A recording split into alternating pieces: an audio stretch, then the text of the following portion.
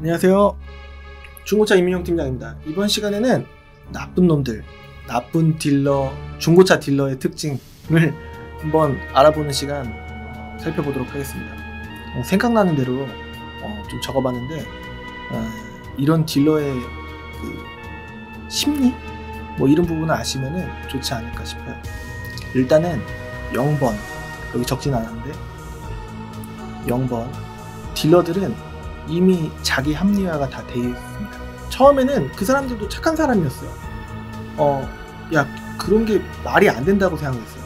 눈탱이 쳐갖고 그렇게 돈을 벌 수 있다라는 거에 대해서 상식적으로 이해를 하지 못했어요. 근데 인천 부천에 기본적으로 안 좋은 딜러가 많은 이유, 입소문을 좀 많이 탔단 말이에요.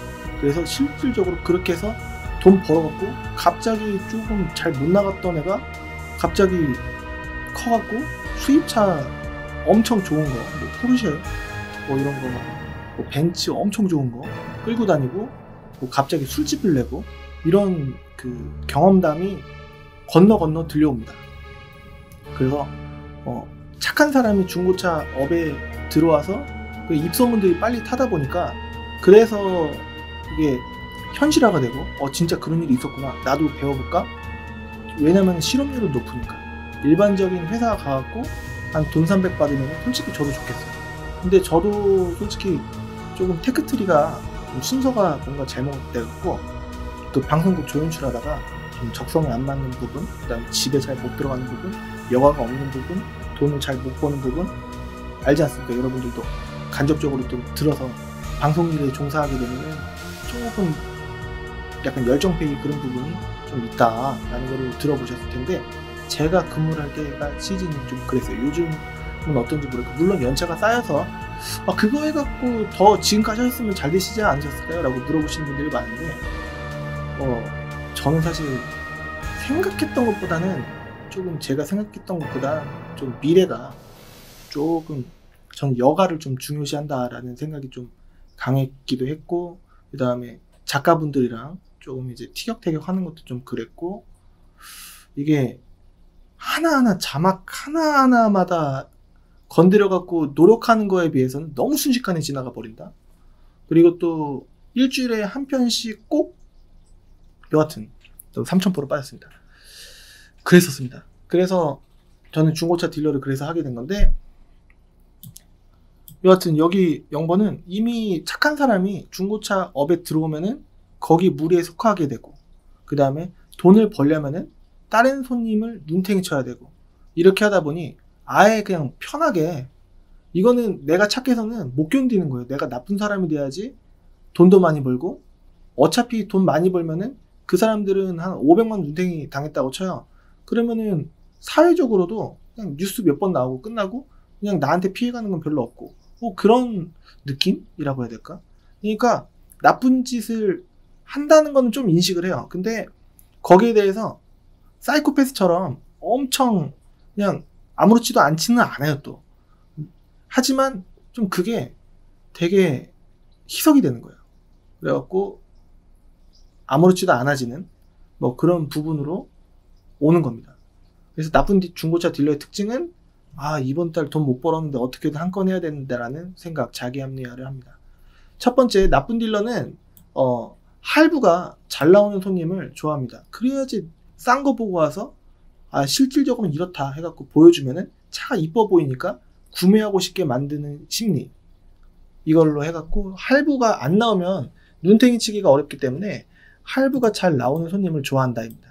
두 번째는, 나쁜 딜러는 연식이 좋아야지 할부가 또 잘 나오기 때문에 연식은 좋고, 예를 들어서 예전에 SM5류가 지금은 100만원, 200만원대, 300만원대 많습니다만 키로수는 거의 예전에는 상관없었고, 요즘은 좀 키로수도 봅니다만 물론 캐피탈사마다 틀립니다. 연식만 봤었어요 예전엔.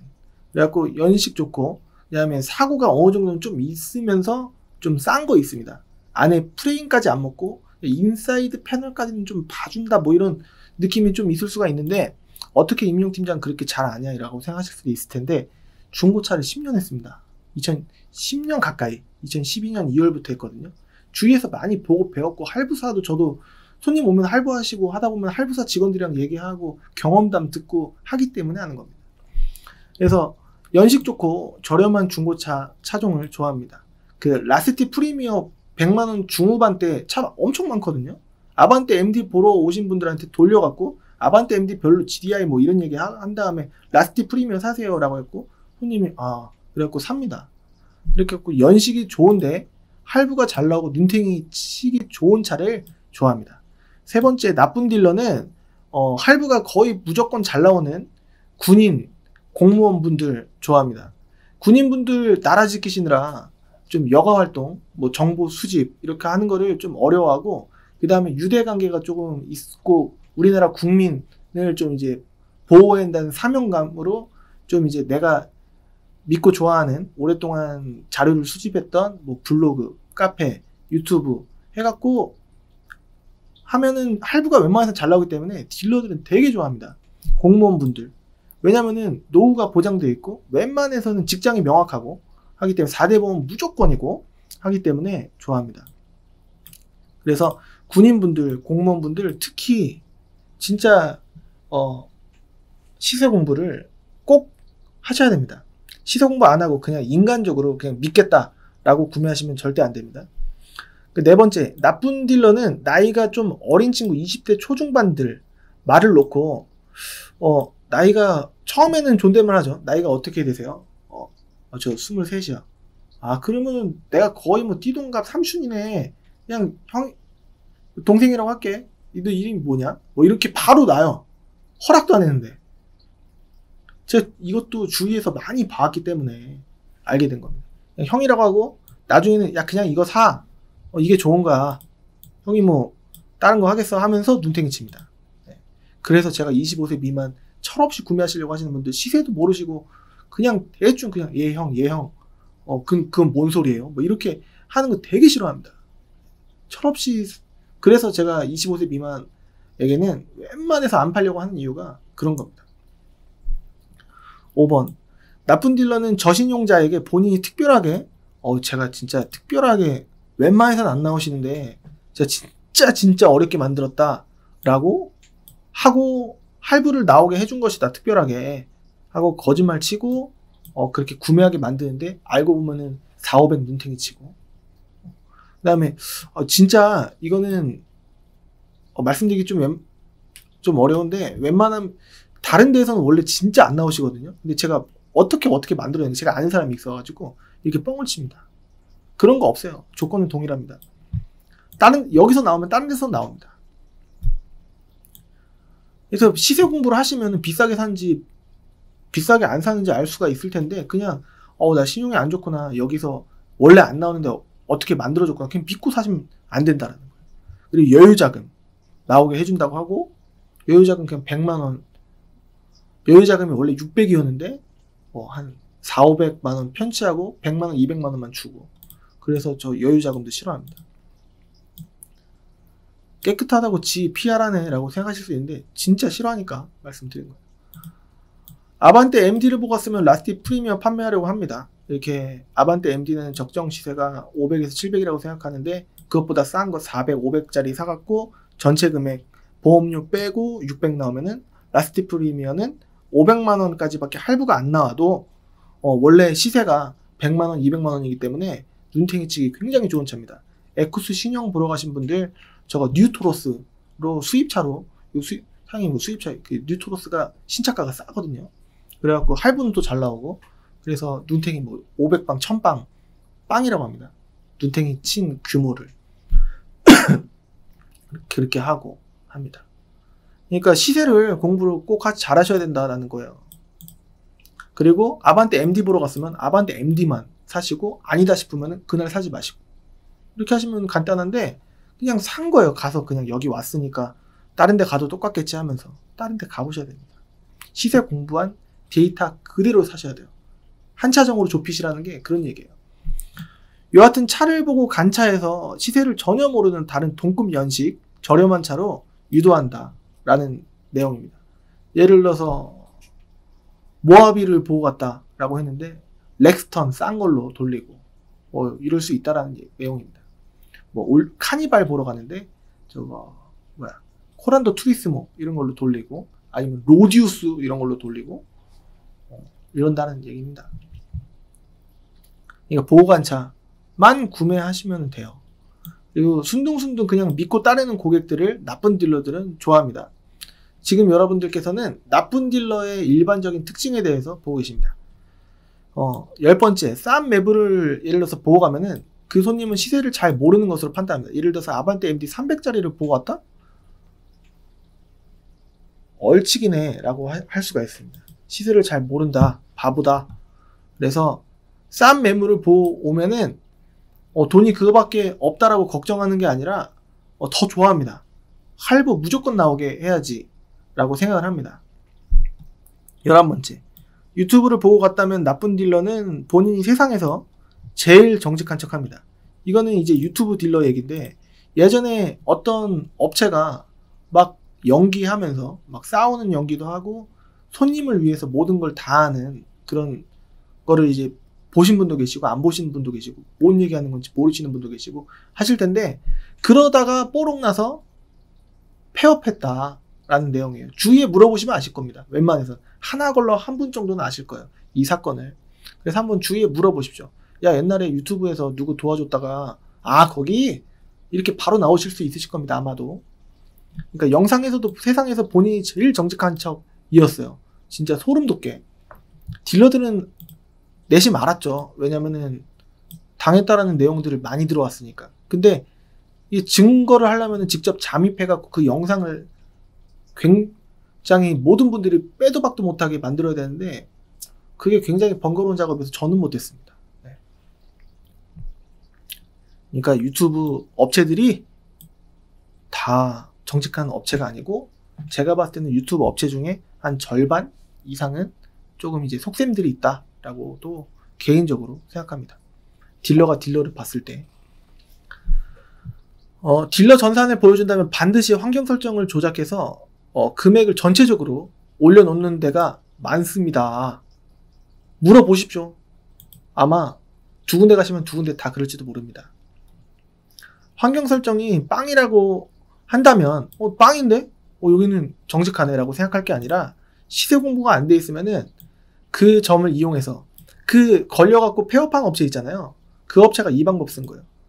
차를 한두 대 정해놓고 손님이 예를 들어서 아반떼 MD를 보러 왔다 하면은 600짜리를 그 차를 갖고 있는 사람한테 전화해갖고 100만원 올려달라고 한 거예요. 그래갖고 50만원, 100만원, 그 업체는 한 100에서 200 올렸던 걸로 기억납니다. 그래서 여기서 50에서 100이라고 했는데 모르죠. 200만원 업했을지. 이럴 경우 손님이 그냥 환경 설정 빵인 거 보고 그냥 안심하시는 거예요. 그러면 안 된다. 시세 공부하셔야 된다라는 겁니다. 수수료를 물어보고 가지 않았기 때문에 60에서 70만원씩 정직하게는 팔아요. 근데 수수료를 아예 정직한 것도 아니에요. 앞에서 마진 20만원 정도 남기고, 그 다음에 수수료를 6, 70 받으면은 거의 100만원 남는 겁니다. 그러면은 이거나 똑같은 거예요. 60에서 70만원 수수료 요구하는 업체 있잖아요. 그런 데는 요거랑 비슷한 거예요. 정직한 업체라고 그냥 제 입장으로서, 이게 불법은 아니거든요. 근데 이거는 좀 과하다라는 내용입니다. 그러니까 어디 매매단지 어떤 딜러분들한테 방문을 하실 때 꼭 수수료 얼마인지 물어보고 이동을 하시면 좋을 것 같습니다. 유튜브를 보고 갈 경우 영상에 나온 본인이 직접 나오지 않고 아래 직원을 시켜서 판매를 하고, 영상에 나온 본인은 코빼기도 안 비친다 라는 부분이 있을 수가 있는데, 이것도 불법은 아니에요. 근데 물어보고 가셔야 됩니다. 신뢰 부분이기 때문에 아예 나쁜 놈은 아닌데요, 조금 손님 입장에서는 실망을 끼쳤으니까 다른 딜러가 봤을 때는, 저는 모든 손님을 제가 보는 사람 입장으로서는 조금 나빴다, 에이 나빴다, 그냥 이 정도. 나머지 눈탱이 치는 사람들은 사기꾼 이거예요. 네, 이런 느낌입니다. 그러니까 여러분들 미리 아시면은 좋은 정보 이지 않을까라는 생각이 들어요. 꼽으면은 더 꼽을 수 있을 것 같은데요. 오늘 한번 15가지 정도 한번 뽑아봤습니다. 그냥 굵직굵직한 거 이제 핵심적인 부분을 안내해드렸기 때문에. 그리고 1금융은행권 중고차 할부가 나옴에도 불구하고 다 안 나온다, 반밖에 안 나온다 해갖고 이금융 캐피탈로 돌려서 본인 할부피 먹으려고 이렇게 하는 경우도 있었습니다. 주의하시길 바라겠습니다. 1에서 4등급 사이신 신용등급을 갖고 계신 분께서 연체가 없다면, 그리고 다니신 지 7개월, 6개월이라고 알고 계신 분들이 많으실 텐데 월급 받은 기준일 거예요. 그러니까 4대 보험을 적용한 지 6개월이니까 7개월 차 정도 되셨을 때 그때일 겁니다. 1577-4664 신한은행 신한마이카로 검색을 직접 하십시오. 그러면 다 나오는지 안 나오는지 알 수가 있으실 겁니다. 오늘 15개 정도 해봤고요. 지금 15분 정도 했습니다. 매번 40분, 1시간, 1시간 반, 심지어는 뭐 2-3시간도 한 영상에 제가 녹여서 다 쭈르륵 한 적도 있었는데 좀 나눠봤습니다. 도움이 되셨으면 좋겠고, 이런 나쁜 딜러들의 느낌을 여러분들께 얼추 알려드리면은 매매단지 방문하셨을 때 조금 뭔가 막연하긴 하겠지만 낌새들이 조금 더, 왜냐면 이렇게 MD 보고 왔는데 라스트 프리미어를 얘기를 하네 라고 하면은 뭔가 촉이 안 좋아질 수가 있으시겠죠. 그리고 말을 논해 라고 하면은 조금 촉을 느끼실 수가 있겠죠. 이런 정보, 내가 순둥순둥하고 나 그냥 다 무서운 건 싫어갖고 그냥 내형 하는데, 뭐 이런 거, 그냥 뭐 싼 매물 내가 보고 하는데, 뭐 환경 설정 나 안 물어봤는데 수수료 나 60에서 70만원 냈는데, 뭐 이런 거를 아시면 좀 촉이 오시지 않을까라는 생각이 들어요. 그럼 저는 다음 시간에, 이게 조금 약간 번외편이긴 합니다. 근데 많은 분들이 조금 도움이 되실 수도 있지 않을까. 왜냐면 매매단지의 느낌을 가봐야만 아시는 분들도 계실 수 있기 때문에 한번 느낌을 한번 느껴봤습니다. 진짜 아무도 못 믿겠고, 진짜 나는 이렇게 얘기해서 무서워서 중고차 못 사겠다 하시는 분들은 K카 가셔서 중고차를 사셔도 되는데, 500만원 미만의 차들은 웬만해서는 그쪽에서 잘 안 팔려고 할 거예요. 왜냐면 하자율이 좀 있기 때문에. 근데 이제 그런 걸 이해하고 구매하시면은 하자율이 50만원 이하일 때가 많기 때문에 그게 하자율을 안 나오면 땡큐, 나오면 어쩔 수 없다라는 마음으로 준비를 하고 계시면 상관없는데, 그냥 다 딱 맞춰갖고 사시면은 수리비 나왔을 때 대출받아서 수리해야 되는 경우가 있을 수 있기 때문에 적정 시세로 좀 여유 있는 상태로 좀 경우의 수를 넓혀서 여러 차 대수 속에서 고르시는 것을 권해드리겠습니다.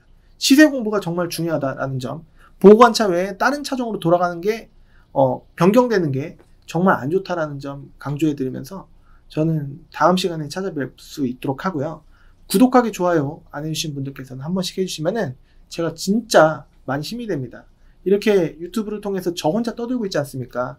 근데 여러분들께서 밑에 댓글을 남겨주시거나 구독하기를 해주시거나 아니면 좋아요를 눌러주시면은 저한테 반응이 오는 거라고 생각하고 제가 더 힘을 얻는단 말이에요.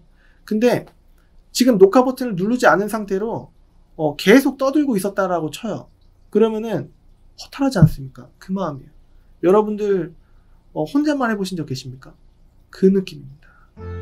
안 해보셨다면 한번 해보십시오. 안녕하세요, 중고차 이민용 팀장입니다. 뭐 이거를 그냥 여러분들 이름을 넣어갖고 안녕하세요 누구누구입니다, 이것만 해보세요. 반응이 없으면 답이 없어요. 예를 들어서 우리 엄마 아빠한테 안녕하세요 나는 네, 저예요 라고 했는데 아무 말씀을 안 하시는 거예요. 다른 분이랑 딴소리 하고 계십니다. 여보세요? 여보세요? 뭐야, 이렇게 되는 거겠죠. 그쵸? 전화를 걸었는데 전화는 받았는데 말이 없는 거예요. 뭐 이런 느낌이라고 해야 될까? 그러니까 여러분들이 피드백을 해주시면은, 이렇게까지 설명해드렸는데 한 번씩 해주시면 감사드리겠습니다. 그럼 저는 다음 시간에 더 좋은 정보, 좀 쓸데없어 보이지만 좀 도움이 되실 만한 정보도 한번 번외편으로도 해보고 한번 해보겠습니다. 다음 시간에 찾아뵙도록 하겠습니다. 지금까지 시청해주셔서 감사합니다. 감사합니다.